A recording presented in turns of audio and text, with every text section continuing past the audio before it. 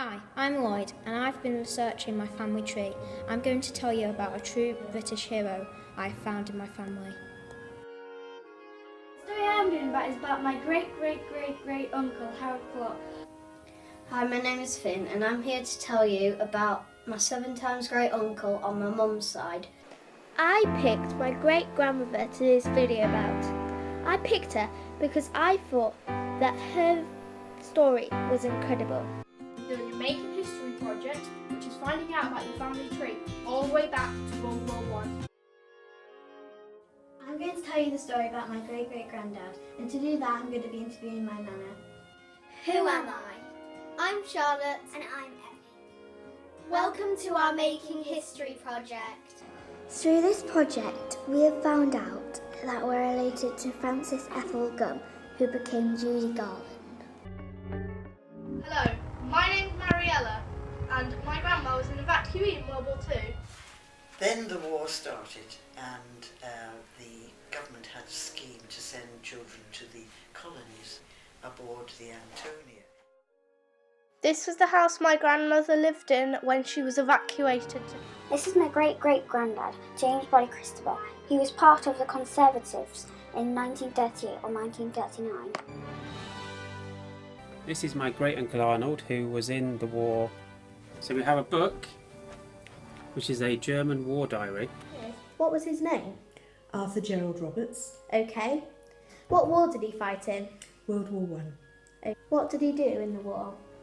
He was an accountant. Our great-great-granddad, John Benson, was captured twice in World War I. He was let go the first time. He was blown up twice. This is my great-granddad, William George Mitchell. My great-granddad, William George Mitchell, was part of the group tasked to find Hitler. He was a smuggler and his name was Stephen Edwards. He was born in 1760 and he died in 1826. He would have smuggled things like brandy, beer and wine from France to southeast Cornwall. He was captured the next day by the Navy in King's Sand. His barrister was a man called William Garrow. Garrow was later famous because he introduced the phrase presumed innocent until proven guilty. My granddad, Frank Wilson, was one of 10 children. How old was my great-granddad when the war started? He was born in 1928, so he would be about 9 or 10 years old. He was an evacuee in the Second World War. What did great-granddad do in the army? He was in the signal corps.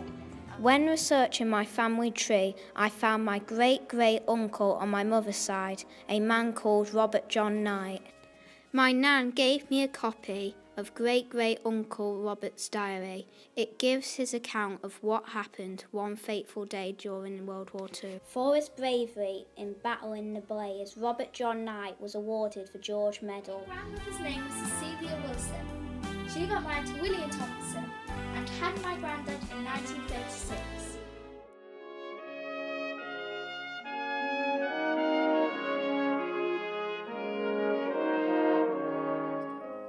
World War II, the only person I know is my Uncle Cyril, who lived at St Breward in Cornwall. He enlisted. He was wounded on the beaches of Dunkirk, where he lost his leg. The story I'm doing about is about my great-great-great-great-uncle Harold Clark. This is a postcard he sent from Russia. On it says he was on a HMS Vindicted somewhere in Russia and how cold it was. It was -30. HMS Vindicted after the Zeebrugge scrap.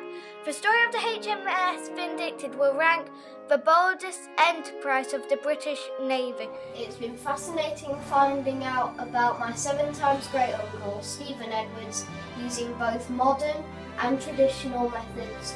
Thanks to my granddad, Peter Gentry's help, it has given me a real insight into my family history. And who doesn't love a story of a swashbuckling adventure? Robert Knight and his colleagues were true British heroes. Finding out about him has been truly inspiring.